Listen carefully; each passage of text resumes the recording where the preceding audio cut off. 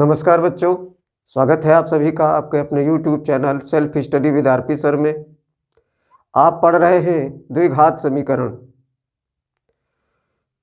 द्विघात समीकरण में एक्सरसाइज 4.2 से 4 क्वेश्चन कर लिए गए हैं। आज हम क्वेश्चन 5 को डिस्कस करेंगे।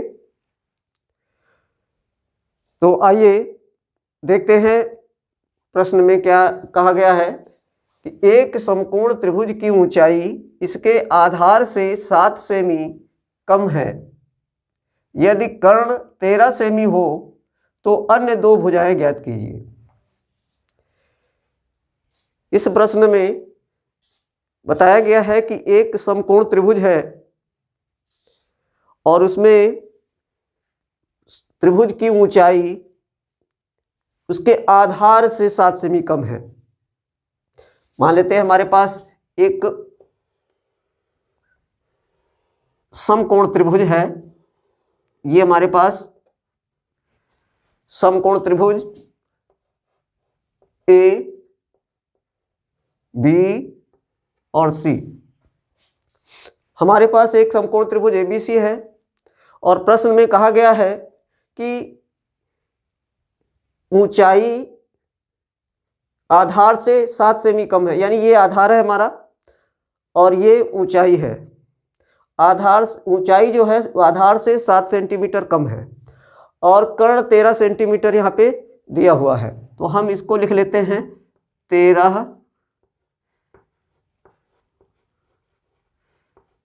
सेंटीमीटर। अब हम क्या करते हैं, यहाँ पर ऊंचाई आधार से 7 सेमी कम है तो सबसे पहले हमें क्या करना होगा, यहाँ पे आपको ध्यान देना होगा कि अगर हम इसको x मान लेते हैं, इसको क्या है ऊंचाई आधार से 7 कम है, ये 7 कम है तो इसमें 7 जोड़ना पड़ेगा। और अगर इसको हम x मान लेते हैं तो ऊंचाई जो होगी आधार से 7 कम होगी। ठीक है, तो इस प्रकार से हम मान लेंगे कि आधार हमारा x है तो ऊंचाई उससे 7 सेंटीमीटर कम है तो x माइनस 7 सेमी होगी। यहाँ पे सेंटीमीटर लिख देते हैं और यहाँ भी सेंटीमीटर लिख देते हैं। ठीक है, तो यहाँ पर हम सर्वप्रथम लिखेंगे माना आधार x सेमी है।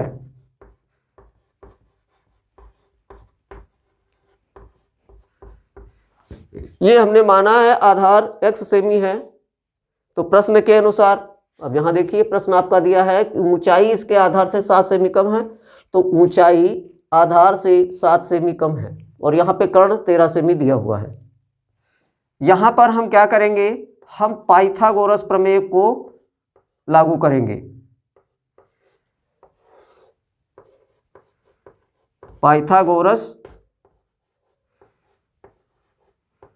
प्रमेय से, पाइथागोरस प्रमेय में पाइथागोरस प्रमेय कहती है कि किसी भी समकोण त्रिभुज में कर्ण पर बना वर्ग शेष दो भुजाओं पर बने वर्गों के योग के बराबर होता है। यानी कि AC स्क्वायर बराबर AB square plus BC square. तो हम इसको यहाँ लिखेंगे AC स्क्वायर बराबर AB square plus BC square. अब हमारे पास AC कितना है 13 है तो इसको हम लिखेंगे 13 का स्क्वायर बराबर AB हमारे पास है x माइनस 7 का स्क्वायर प्लस x का स्क्वायर। 13 का स्क्वायर बराबर x माइनस 7 का होल स्क्वायर प्लस x का स्क्वायर। ठीक है, तो 13 का स्क्वायर करेंगे तो होगा 169 169 बराबर a माइनस बी का होल स्क्वायर वाले फार्मूले से आ जाइए तो क्या होगा, ये a का स्क्वायर माइनस 2ab 7 दूनी 14x माइनस का 14x plus b square plus b का स्क्वायर 7 का स्क्वायर 49 प्लस एक्स स्क्वायर। ये हमारे पास आ गया 169 बराबर x square minus 14x plus 49 plus x square. तो देखिए यहाँ एक एक्स स्क्वायर है, इसको पहले यहाँ से लिख लीजिए आप 169 इक्वल टू एक्स स्क्वायर और एक्स स्क्वायर ये 2x स्क्वायर हो जाएगा माइनस का 14x प्लस 49, ये हमारे पास आ गया। अब हम क्या करेंगे, इसको लिखेंगे उस 169 जो हमारा बाएं पक्ष में है उसको हम दाएं पक्ष में ले आते हैं। 2x square minus 14x plus 49 49। अब 169 जो है इधर आएगा तो ये माइनस का 169 हो जाएगा, 169 बराबर 0। 2x square minus 14x plus 49 minus 169 बराबर 0।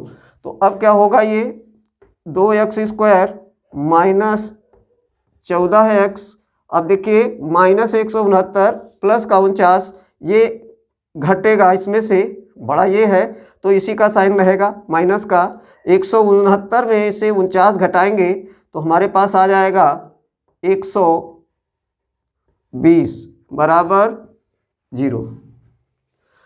अब यहाँ पूरा समीकरण 2 से डिवाइड हो सकता है तो इसको हम सिंपलेस्ट फॉर्म में कर लेते हैं। 2 से डिवाइड करने पर ये होगा x square minus 7x minus 60 equal to 0। हमारे पास ये द्विघात समीकरण बन गया। अब इस द्विघात समीकरण को हम सॉल्व करेंगे गुणनखंड विधि से। तो गुणनखंड करना है 60 के, कर लेते हैं यहाँ पे 60 30 15 3 5। यहाँ हमारे पास 2 गुणे 2 गुणे 3 गुणे 5 4 गुणनखंड मिले हमें। अब हम क्या करते हैं, हम इन 3 को एक में मिला लेते हैं और एक 5 को अलग रखते हैं। ठीक है, इसको यहाँ इसको अलग रखते हैं और इतने को हम क्या करते हैं, अलग गुणा कर लेते हैं। 2 दूनी 4 3 12 और ये 5, 12 और 5 60 के गुणनखंड बनेंगे 12 गुणे 5। अब हम क्या करेंगे, हमें देखना है कि 12 पंचे 60 हो रहा है, क्या यहाँ पर माइनस का चिन्ह है तो घटाकर ये 12 में से 5 घटाकर 7 आ रहा है। देखिए 12 माइनस 5 बराबर 7। तो यहाँ हम 12 और 5 को लेंगे, x square minus 12x plus 5x। यहाँ पर 5 को हम प्लस में लेंगे क्योंकि माइनस प्लस माइनस होकर ये माइनस 7, यहाँ जो वैल्यू बीच में होती है ये वैल्यू उतनी ही रखी जाती है। अगर आप यहाँ माइनस कर देते हो तो दोनों माइनस माइनस जुड़कर 12 5 17 हो जाएगा, और अगर दोनों को प्लस कर देते हो तो भी 17 हो जाएगा। तो हमेशा इस बात को ध्यान में रखना है कि बड़े वाले जो यहाँ पे साइन होता है बड़े वाले का वही साइन रखते हैं। ये माइनस का 7 है तो माइनस का बड़ा वाला माइनस 12 रखेंगे यहाँ पर, और यहाँ पर प्लस का 5 करेंगे। माइनस का 60 बराबर 0। अब देखिए यहाँ पर हम क्या करेंगे, x को कॉमन लेंगे, x minus 12 plus 5x minus 12 बराबर 0। यहाँ पर अब x माइनस 12 कॉमन मिलेगा, x माइनस 12 और यहाँ है x प्लस 5 बराबर 0। x माइनस 12 बराबर 0, x माइनस 12 गुणे x प्लस 5 बराबर 0, ये हमारा आ गया। अब हम क्या करते हैं, यदि x माइनस 12 बराबर 0 तब x बराबर 12, ये प्लस का हो जाएगा। यदि x प्लस 5 इक्वल टू 0 तब x बराबर -5। हमारे पास दो वैल्यू यहाँ x की प्राप्त हुई है। हमें ये देखना है, ये x जो है ये लंबाई है, यानी ये त्रिभुज की ये लंबाइयाँ हैं तीनों, तो लंबाई कभी माइनस नहीं होती, इसलिए हम इसको नहीं ले सकते।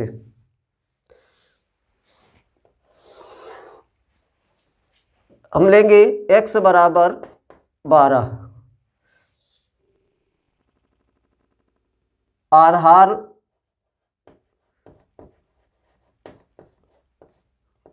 बराबर 12 सेंटीमीटर और ऊंचाई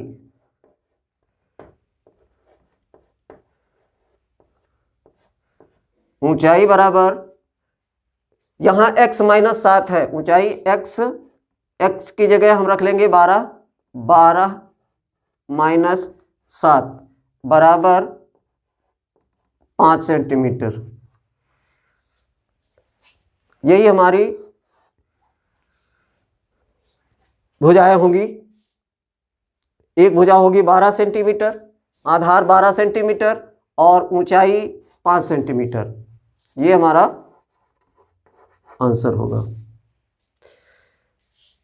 अगर वीडियो पसंद आया हो तो लाइक कीजिएगा, शेयर कीजिएगा, कमेंट कीजिएगा। अगर हमारे चैनल पर नए हैं तो हमारे चैनल को भी सब्सक्राइब कीजिएगा।